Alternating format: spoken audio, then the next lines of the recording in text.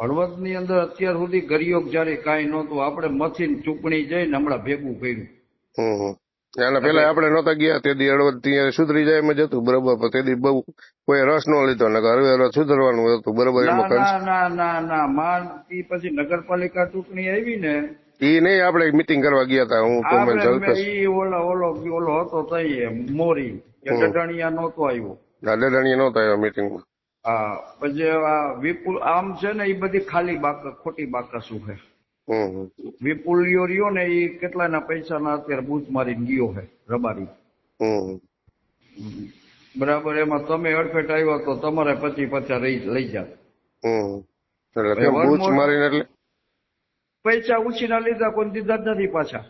નો દીધા હોય તો એ તો દીધા હોય ને કહેવાનું હોય ને, એ તો વગાડીને કહી દેવાનું ચોધીના પેલા પૈસા દે ને પછી બધું કરે. એટલે પક્ષની અંદર જેટલા આવ્યા ને એટલા બધાના કોઈના 5, 10, 25, પંકજ રાણસરિયા 50 દવાખાને આવ્યો ને 50 ની જરૂર છે.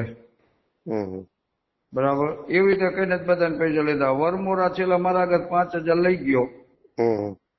મારે મકાન તાત્કાલિક ખાલી કરવું પડે, ખાલી કરાવે છે નહીં. ચૂંટણી એના ઘરના લડ્યા હતા. હવે પૈસા છે ને મકાન પેલા મારે ખાલી કરવું પડશે. 5000 જરૂર હતી મારે, એને તાત્કાલિક દેવા પડે એમ હે. તેથી એ 25 વાર ઉઘરાણી કરી, ફોન જ નથી ઉપાડતો. ફોન નથી ઉપાડતો તો અત્યારે સભા કરવી તો ફોન નથી આવતો એને કઈ? એના ફોન મને નહીં આવે, એના એક ફોન મને નહીં કરે. અને એને છે ને એને એમાંથી છે ને આઉટ જ કરવાનો છે, કારણ કે 24 કલાક પીવા વાળો માણસ છે. હમણાં હું તો વરમોરા નો રખતો નથી.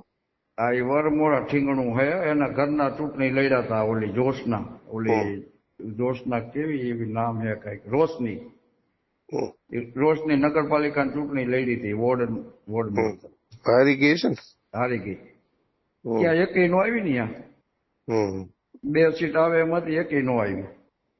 નો આવી એના અંદરના વિખવાદના હિસાબે. અને જે સાચા અહીંયાના કાર્યકર્તા રહ્યા ને, આને બધા આમાં પેલો દોષ કમલેશ ડઢાણિયાનો છે. સમજી ગયા તમે?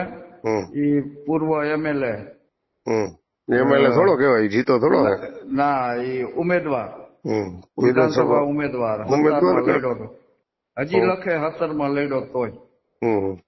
અને કામ બધું તમે કરો, માયક મને આપી દેવાનું, સ્ટેજ મને આપી દેવાનું, ખુરશી આપી દેવાની, કામ તમારે કરવાનું. આ રીતે અત્યાર સુધી હલાવી એને. વિસાવદર આવ્યો, અહીંયા કહેતો હતો ચૂંટણી આપણે લડવી મોટી મોટી કહેતો હતો. ડટણીએ ભાઈ આમ ચૂંટણી નો લડાય, જમીની કામ કરવા પડે. ચૂંટણી લડવી હોય ને બાપા, એક તો જમીન સાથે જોડાયેલું હોવું જોઈએ, બહુ કઈ અહમ નો હોવો જોઈએ.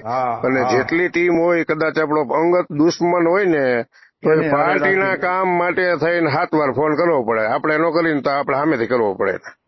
મને એટલી ખબર પડે, બરાબર. હારે રાખવા પડે બધાને જોઈન્ટ. અને આપને ખબર ન હોય તો એમને નિર્ણય નહીં લેવાનો, ભાઈ કોકને પૂછીને લેવાનો. બરાબર. હું તમને કઈ પૂછીને કઈક હું નિર્ણય લઉં, બરાબર. અને પછી એમાં ભૂલ થાય તો તમે મારા હારે રહ્યો ને. હા, સવાલ જ નથી ને, સવાલ જ નથી. અને બીજું, તમે મને કાલ નો કીધું કે પંકજ ભરતને ફોન કરે છે, એટલે પંકજ નો સિદ્ધાંત જ ઈ છે, ભલે જે હોય આપણે એને ક્યારેક ડોઝ નાખતું રહેવાનું. એટલે દીકરો મારો આપણાથી વધુ વિરોધ ન બોલી આગે. મારી પાસે આવ્યો તો, બરોબર. મને તો કઈ મનમાં 1% એવું કઈ નહોતું, બરોબર. પણ તમને કીધું કોને એમ કહું? ભરતે કીધું કે બીજા કોઈ કીધું? ભરતિયા જ કીધું એમ? હા, ઈ તમને કહું, ભરતીયો મોટો માદા ચોધ હે. આપણે એનાથી દાજી ગયેલા. એટલે મારું કઈ ખરાબ કીધું તું એમ કહું? ના, તમારું કઈ ખરાબ નથી બોલ્યો, એવું કઈ બોલ્યો નથી. પણ ચંદ્રકાંતભાઈ નો ફોન હતો કે પછી હું ગયો હતો, પણ ચંદ્રકાંતભાઈ ને તે ફોન કર્યો કે એને ફોન કર્યો હોય? ના, ઈ ત્યારે મેં એનો ફોન ત્યારે આવ્યો હતો, એના પેલા મેં 1 વાર ફોન કર્યો હતો એને. આપડે ગુંટુની સભા ની કરવાનું હતું ને, એટલે મને પેટમાં પાપ ન હોય. હું તો ગમે એ પાર્ટી નો કાર્યકર્તા હોય ને તો મારે મદદ કરવા માટેનું મારે હોય કે હું એને મદદ થાય એટલી કરું ને, ઈ મને મદદ કરે એમ. હું એ બધું સમજુ છું, મને બધી ખબર છે કે આપણે જે નિખાલસ ભાવેથી કામ કરતા હોય પણ સામેવાળી મેલી મુરાદ લઈને આવે ને એટલે ફસાય આપણે જાય. હા, એ તો એની નીતિ ખરાબ જ. જો કે સૌથી ભલે આપણે થોડીક તકલીફ પડે પણ એ સરવાળે ખરાબ તો એનું જ થાય હો બાપા. ખરાબ એનું થાય પણ આપણે બે શબ્દ સાંભળવા પડે, આપણા કામમાં જરાક વિઘ્ન આવે, બરાબર.